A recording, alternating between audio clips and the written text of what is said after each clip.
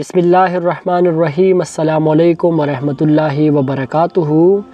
دوستو، عبداللہ بن حذافہ رضی اللہ تعالیٰ عنہ کو روم کی کافروں نے قید کر لیا اور اپنے بادشاہ کے پاس پہنچا دیا۔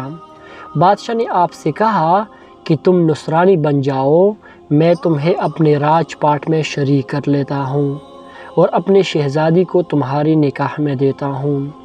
حضرت عبداللہ بن حذافہ رضی اللہ تعالیٰ عنہ نے جواب دیا کہ یہ تو کیا، اگر تو اپنی بادشاہت مجھے دے دے اور تمام عرب کا راج بھی مجھے سونپ دے اور یہ چاہے کہ میں ایک آنکھ جھپکنے کے برابر بھی اپنی دین محمد صلی اللہ علیہ وسلم سے پھر جاؤں تو یہ بھی ناممکن ہے۔ بادشاہ نے کہا پھر تجھے قتل کر دوں گا۔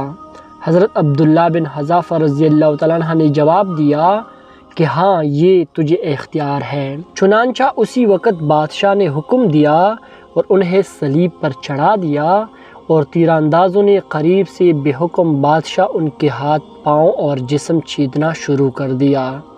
بار بار کہا جاتا کہ اب بھی نصرانیت قبول کر لو اور آپ پوری صبر و استقلال کے ساتھ فرماتے جاتے تھے کہ ہرگز نہیں۔ آخر بادشاہ نے حکم دیا کہ اسے سولی سے اتارو اور پیتل کی بنی ہوئی دیگ خوب تپا کر آگ بنا کر لاؤ۔ چنانچہ وہ پیش کی گئی۔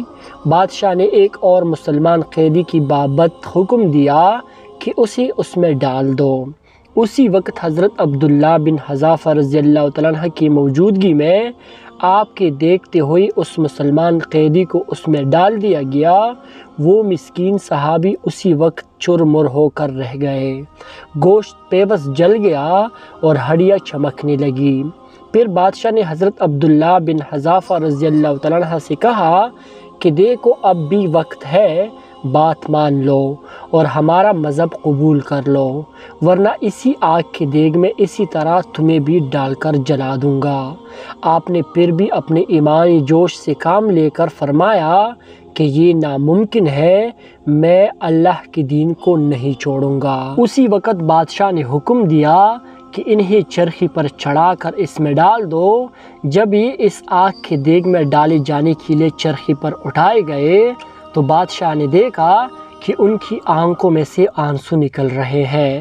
اس وقت اس نے حکم دیا کہ رک جائیں اور انہیں اپنے پاس بلا لیا، اس لیے کہ اب اسے امید بن گئی تھی کہ شاید اس عذاب کو دیکھ کر اس کے خیالات بدل گئے ہوں، میری مان لے گا اور میرے مذہب کو قبول کر کے میری دامادی میں آ کر میری سلطنت کا ساجی بن جائے گا۔ لیکن بادشاہ کی یہ تمنا بھی سود نکلی۔ حضرت عبداللہ بن حذافہ رضی اللہ تعالیٰ عنہ نے فرمایا کہ میں صرف اس وجہ سے رویا تھا کہ آج ایک ہی جان ہے جسے اللہ کی راہ میں اس عذاب کے ساتھ قربان کر رہا ہوں۔ کاش میری روئی روئی میں ایک ایک جان ہوتی تو آج سب میں سب جانیں اللہ کی راہ میں ایک ایک کر کے فدا کر دیتا۔ دوستو، بعض روایات میں ہے کہ آپ کو قید خانہ میں رکھا گیا اور کھانا پینا بند کر دیا گیا۔ کئی دن کے بعد شراب اور خنزیر کا گوشت بھیجا، لیکن آپ نے اس بھوک پر بھی اس کی طرف توجہ نہ فرمائی۔ بادشاہ نے آپ کو بلا بھیجا اور اسے ناکانے کا سبب دریافت کیا تو آپ نے جواب دیا کہ اس حالت میں میرے لیے جائز تو ہو گیا تھا، لیکن میں تجھ جیسے دشمن کو اپنے بارے میں خوش ہونے کا موقع نہیں دینا چاہتا۔ اب بادشاہ نے کہا کہ اچھا، تم میرے سر کا بوسہ لے لو تو میں تمہیں اور تمہارے ساتھ کے تمام قیدیوں کو رہا کر دیتا ہوں۔ آپ رضی اللہ تعالیٰ عنہ نے اسے قبول فرمایا اور اس کے سر کا بوسہ لے لیا اور بادشاہ نے بھی اپنا وعدہ پورا کیا۔ آپ رضی اللہ تعالیٰ عنہ کو اور آپ کے ساتھیوں کو چھوڑ دیا۔ جب حضرت عبداللہ بن حذافہ رضی اللہ تعالیٰ عنہ یہاں سے آزاد ہو کر حضرت عمر فاروق رضی اللہ تعالیٰ عنہ کے پاس پہنچے تو آپ رضی اللہ تعالیٰ عنہ نے انہیں بڑے ادب کے ساتھ ممبر رسول صلی اللہ علیہ وسلم پر بٹھا دیا اور فرمایا کہ عبداللہ اپنا واقعہ ہم کو سناؤ۔ چنانچہ جب آپ نے واقعہ شروع کیا تو خلیفۃ المسلمین رضی اللہ تعالیٰ عنہ کی آنکھوں سے آنسو بہنے لگے۔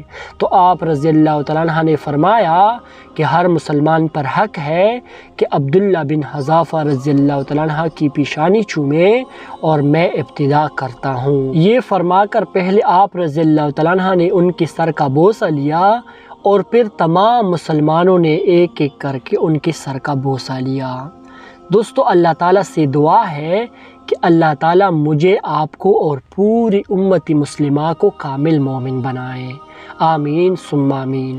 ویڈیو پسند آنے کی صورت میں ویڈیو کو لائک کریں، اور مزید ایسی ویڈیوز کے لیے میرے چینل GM ڈائری کو بھی ضرور سبسکرائب کریں۔